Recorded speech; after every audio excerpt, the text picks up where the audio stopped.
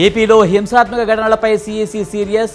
శుక్రవారం ఢిల్లీకి రావాలంటూ AP CS డీజీపీకి ఆదేశం.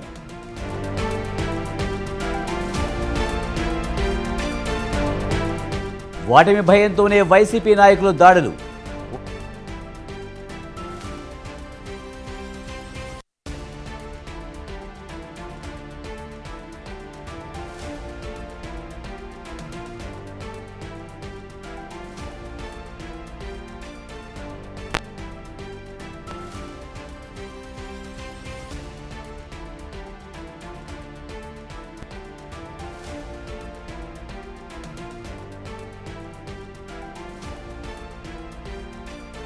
ఓటమి భయంతోనే వైసీపీ నాయకుల దాడులు. పోలీసులు జగన్ కనుసన్నల్లో ఉన్నారన్న తెలుగు తమ్ముళ్లు.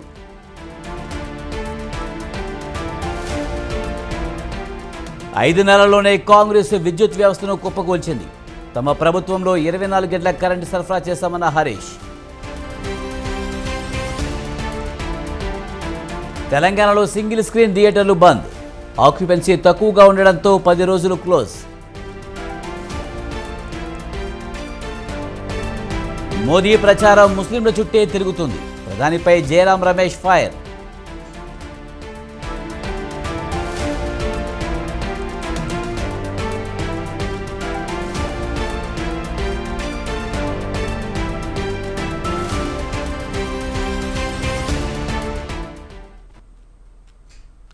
ఏపీలో ఘర్షణలపై అధికార ప్రతిపక్షాల మధ్య మాటల యుద్ధం నడుస్తుంది. ఇప్పటికీ పోలీసు అధికార పార్టీ మాటే వింటున్నారని టీడీపీ నేతలు ఆరోపిస్తే ఎంత హింస జరుగుతున్నా పోలీసులు పట్టించుకోవడం లేదని వైసీపీ ఆరోపిస్తుంది. ఏపీలో ఎన్నికలు ముగిసిన తర్వాత జరుగుతున్న దాడులపై రాష్ట్ర డీజీపీ హరీష్ గుప్తాను కలిసింది వైసీపీ బృందం. రోజురోజుకు టీడీపీ నేతల దాడులు పెరుగుతున్నాయని మాజీ మంత్రి పేర్ని నాని అన్నారు. కూటమి ఫిర్యాదు వల్లే పోలీసు అధికారులను సీఈసీ మార్చిందని, మార్చిన అధికారులకు స్థానిక పరిస్థితులపై అవగాహన లేదని అన్నారు.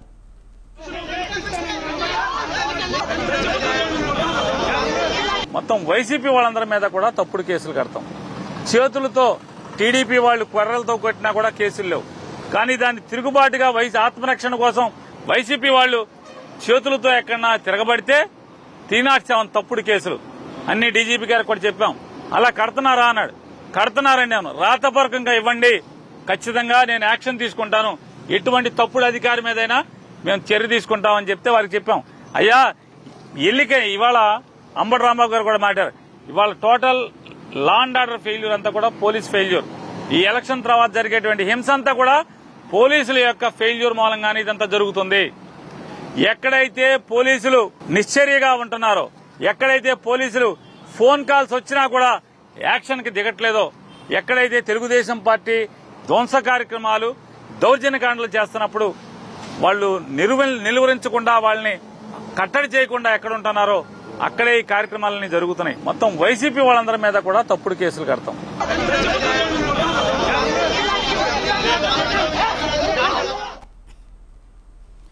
ఏపీలో ఎన్నికల తర్వాత జరుగుతున్న హింసపై ఎన్నికల కమిషన్ సీరియస్ అయింది. ఏపీ సీఎస్ డీజీపీలకు సమన్లు జారీ చేసింది.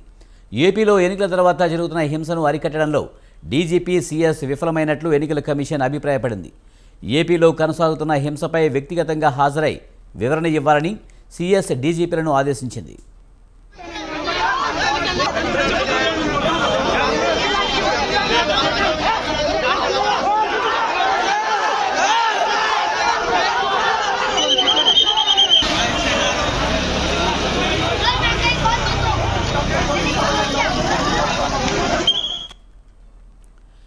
ఏపీలో ఎన్నికల తర్వాత జరుగుతున్న హింసపై ఎన్నికల కమిషన్ సీరియస్ అయింది. ఏపీ సీఎస్ డీజీపీలకు సమన్లు జారీ చేసింది. ఏపీలో ఎన్నికల తర్వాత జరుగుతున్న హింసను అరికట్టడంలో డీజీపీ సీఎస్ విఫలమైనట్లు ఎన్నికల కమిషన్ అభిప్రాయపడింది. ఏపీలో కొనసాగుతున్న హింసపై వ్యక్తిగతంగా హాజరై వివరణ ఇవ్వాలని సీఎస్ డీజీపీలను ఆదేశించింది. దీనిపై మరింత సమాచారాన్ని మా ప్రతినిధి రమేష్ అందిస్తారు. రమేష్, ఎన్నికల కమిషన్ ఏపీలో జరుగుతున్న హింసపై వ్యక్తిగతంగా హాజరై సీఎస్ డీజీపీలు వివరణ ఇవ్వాలని ఆదేశించినట్టు తెలుస్తుంది. పూర్తి సమాచారం ఏంటి? ఇదే ఆంధ్రప్రదేశ్ లో ఎన్నికల సందర్భంగా మొదలైన ఘర్షణలు, గొడవలు ఎన్నికలు ముగిసిన తర్వాత కూడా జరుగుతూ ఉన్నాయి. పోలింగ్ అయిపోయిన తర్వాత కూడా ఇటు మాచర్ల, పల్నాడు జిల్లాలతో పాటు అనంతపురం జిల్లాలో కూడా జరుగుతున్నటువంటి నేపథ్యంలో రాష్ట్రంలో జరుగుతున్న పరిణామాలపైన కేంద్ర ఎన్నికల సంఘం కూడా స్పందించింది. రాష్ట్రంలో జరుగుతున్న పరిణామాలపై నివేదిక ఇవ్వాలంటూ రాష్ట్ర సిఎస్ తో పాటు డీజీపీని ఆదేశించింది. రాష్ట్రంలో జరుగుతున్నటువంటి ఘర్షణలు గొడవలపైన కేంద్ర ఎన్నికల సంఘం తీవ్ర అసంతృప్తిని ఆగ్రహాన్ని కూడా వ్యక్తం చేస్తుంది. దీనికి సంబంధించి పూర్తి నివేదికను రేపు ఢిల్లీకి వచ్చి తమ ముందు వివరణ ఇవ్వాలంటూ సిఎస్ డీజీపీని కూడా ఆదేశించిన పరిస్థితి ఉంది. ప్రధానంగా ఈ నెల 13వ తేదీన ఆంధ్రప్రదేశ్ లో ఎన్నికల పోలింగ్ జరిగింది. పోలింగ్ సందర్భంగా చాలా చోట్ల టీడీపీ వైసీపీ నేతల మధ్య ఘర్షణలో గొడవలు జరిగినటువంటి పరిస్థితి ఉంది. అయితే ఎన్నికలు ముగిసిన తర్వాత ఈ గొడవలు సద్దుమణుగుతాయని అంతా భావించినప్పటికీ గొడవలు ఇంకా కొనసాగుతున్నటువంటి పరిస్థితి ఉంది. ఈ రోజు నిన్న కూడా చాలా చోట్ల టీడీపీ వైసీపీ మధ్య ఘర్షణలు జరిగినటువంటి పరిస్థితి కూడా ఉంది. దీనికి సంబంధించి ఇప్పటికే రెండు పార్టీలు కూడా ఫిర్యాదులు చేసుకుంటున్న పరిస్థితి ఉంది. ఈ రోజు కొద్దిసేపటి క్రితమే వైఎస్ఆర్ కాంగ్రెస్ పార్టీ నేతలు కూడా డీజీపీని కలిశారు. ఎన్నికల సందర్భంగా తెలుగుదేశం పార్టీ శ్రేణులు బూతులను ఆక్రమించడంతో పాటు పోలింగ్ కు వైసీపీ నేతలను రాకుండా అడ్డుకునే ప్రయత్నాలు చేశారు. వైసీపీ నేతలపైన దాడులు కూడా చేశారు. ఆ దాడులను కొనసాగిస్తూ ఉన్నారు కాబట్టి వారిపైన చర్యలు తీసుకోవాలంటూ కొద్దిసేపు క్రితమే డీజీపీని కలిసి వైఎస్ఆర్ కాంగ్రెస్ పార్టీ కూడా ఫిర్యాదు చేసిన పరిస్థితి ఉంది. మరోవైపు ఈ రాష్ట్రంలో మొత్తం జరుగుతున్నటువంటి పరిణామాలకు సంబంధించి నివేదిక ఇవ్వాలంటూ కూడా కేంద్ర ఎన్నికల సంఘం సిఎస్ ను డీజీపీని ఆదేశించింది. రేపు సిఎస్ డీజీపీ కూడా ఢిల్లీ వెళ్లి కేంద్ర ఎన్నికల సంఘం ముందు రాష్ట్రంలో తాజా పరిణామాలపైన ఒక నివేదికను వివరణ కూడా ఇవ్వనున్నారు. Right, thank you Ramesh.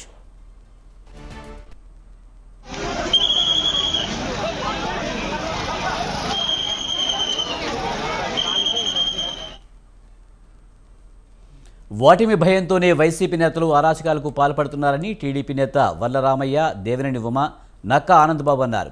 పోలీసులు ఇంకా జగన్ కనుసన్నలోనే నడుస్తున్నారని తెలిపారు. రౌడీలు, గూండాలను జగన్ రెడ్డి పెంచి పోషిస్తున్నారని విమర్శించారు. పోలింగ్ తర్వాత కూడా దాడులు చేస్తున్నారంటే ఏమనాలని ఆయన నిలదీశారు. తమ పార్టీ కార్యకర్తలు, నాయకులే లక్ష్యంగా దాడులు చేశారని తెలిపారు. చంద్రగిరిలో పులవర్తి నానిపై హత్యాయత్నం చేశారని, హింసా రాజకీయాలకు పాల్పడిన వైసీపీకి ప్రజలే బుద్ధి చెప్పారన్నారు. రాష్ట్రంలో జగన్మోహన్ రెడ్డి గారు వైకాపా పార్టీ అధ్యక్షులు, వారికి బాగా అర్థమైంది తాను రాష్ట్ర ప్రజల్ని ఆట్టే కాలం మోసం చేయలేను, పదే పదే మోసం చేయలేనని ఆయనకు అర్థమైంది. 13వ తారీఖున పోలింగ్ జరిగింది. 13వ తారీఖు మధ్యాహ్నానికే అర్థమైపోయింది ఆయనకి. ఎప్పుడైతే పోలింగ్ బూతుల దగ్గర బారులు తిరిగి ఓటర్లు నిలబడ్డారో అతనికి అర్థమైంది తను చీటీ చించేశారనుకున్నాడు, తన దుకాణం బంద్ అయింది అనుకున్నాడు, తన ఖేల్ ఖతం అనుకున్నాడు. అతను ప్లాన్ బి ప్రవేశపెట్టాడు. ప్లాన్ బి అంటే అరాచకం. ఇదంతా ముందుగా వాళ్ళు ప్లాన్ చేసుకున్న కుట్రలో భాగం. అది ప్లాన్ బి. అరాచకం మొదలుపెట్టారు. పోలింగ్ బూతులు క్యాప్చర్ చేయాలని మొదలుపెట్టారు. పోలింగ్ బూత్లో ఎక్కువ మంది తెలుగుదేశం పార్టీకి సానుభూతి పరులు, ఓటర్స్ కనపడితే అక్కడ విధ్వంసం సృష్టించడానికి ప్రయత్నం చేశారు.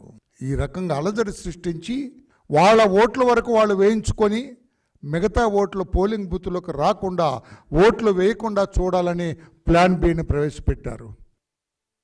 3 గంటల సమయంలో మా అభ్యర్థి జూలగంటి బ్రహ్మారెడ్డి గారు వారి సోదరుడు ఎస్పీకి ఇంటిమేషన్ ఇచ్చినప్పటికీ బయట బోర్డర్లో ఉన్నటువంటి తెలంగాణ ప్రాంతం నుంచి గూండాలు, రౌడీలను తీసుకొచ్చి ఇక్కడ షెల్టర్ ఇచ్చి పెట్టారు. ఏ క్షణంలో ఏదైనా జరగవచ్చని వాళ్ళకి ఇంటిమేషన్ ఇచ్చినా కూడా ఎవరు చర్యలు తీసుకోకపోవటం, దాని పరిణామం 3 గంటల నుంచి కారంపూడి మండల హెడ్ క్వార్టర్లో జరిగినటువంటి దారుణం. 3 గంటలు కనీసం నానా బేభత్సం సృష్టించారు. సాక్షాత్తు ఎమ్మెల్యే సోదరుడు వెంకటరామరెడ్డి దానికి నాయకత్వం వహించాడు. చంద్రగిరిలో పులివర్తి నాని తెలుగుదేశం పార్టీ అభ్యర్థి మీద ఏ విధంగా హత్యాయత్నం చేశాడో చూసాం. అదేవిధంగా కేతిరెడ్డి, పెద్దారెడ్డి ఆధ్వర్యంలో అనంతపురంలో జరిగినటువంటి తాడిపత్రిలో జేసీ ప్రభాకర్ రెడ్డి గారి ఇంటి మీద జరిగినటువంటి దాడులు చూసాం.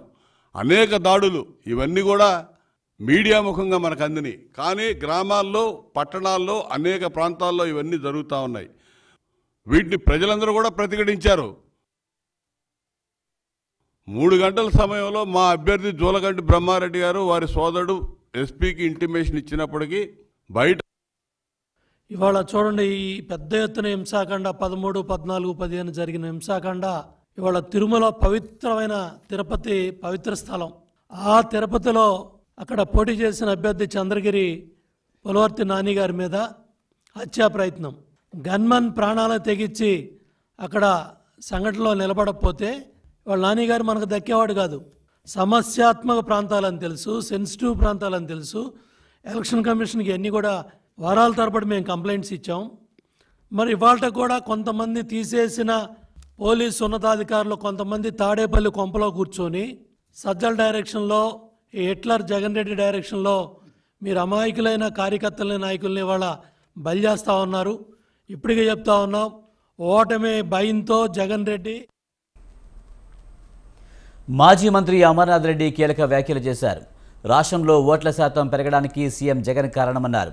వైసీపీ ప్రభుత్వంలో చేపట్టిన పథకాల వల్ల రాష్ట్రంలో ఓట్ల శాతం పెరిగిందన్నారు. జగన్ చేసిన అరాచకాలను భరించలేక ఓటర్లు ఓటు హక్కును వినియోగించుకున్నారన్నారు. ఈ నేపథ్యంలో ఓట్లకు యువతకు కృతజ్ఞతలు తెలియజేశారు. ఈ ఎన్నికల్లో ఖచ్చితంగా టీడీపీ గెలుపు ఖాయమని స్పష్టం చేశారు. జగన్మోహన్ రెడ్డి ఈరోజు ఇంతమందిని ఓటుకు తీసుకొచ్చాడంటే ఆయనకు కూడా మనస్ఫూర్తిగా మనం కృతజ్ఞతలు చెప్పాలి. ఎందుకంటే ఇంతమంది ఓటర్లు వచ్చి ఓటు వేయడానికి ప్రధాన కారణం జగన్మోహన్ రెడ్డి గారి యొక్క పాలన, ఆయన విధానాల వల్లనే ఇంతమంది కసిగా వచ్చి ఓటు వేయడం. అంటే ఎప్పుడు ఈ కసి కనపడలే. మామూలుగా జనరల్ గా ఓటు వేయాలంటే ఆ ఎండలో నిలబడి బాధలు పడి కష్టపడి కొన్ని క్లీన్ గా ఉంటే మధ్యాహ్నం పూట సాయంత్రం ఖాళీగా ఉంటే ఓటేస్తారు. లేకపోతే ఒకవేళ వేయకపోయినా కూడా సరేలే మనం కుదరలేదు అనుకుంటాం. అట్లా కాకుండా పొద్దున్నుంచి ఎండలో నిలబడి ఓట్లు వేసేటువంటి కసి ఈరోజు ఓటర్లు వచ్చిందంటే దానికి ప్రధానమైనటువంటి కారణం జగన్మోహన్ రెడ్డి. ఆ అలవాటు వాళ్ళకి వచ్చిందంటే ఖచ్చితంగా రేపు మళ్ళీ ఎన్నికల్లో, ప్రతి ఎన్నికల్లో కూడా ఓటేసేటువంటి అలవాటు కూడా వాళ్ళకి ఖచ్చితంగా వస్తుందని నేను భావిస్తున్నాను. కాబట్టి ఆ రకంగా ఆ ఓటు హక్కును వినియోగించుకున్నటువంటి ప్రతి ఒక్కరికి కూడా మనస్ఫూర్తిగా నా కృతజ్ఞతలు, ధన్యవాదాలు తెలియజేస్తాను.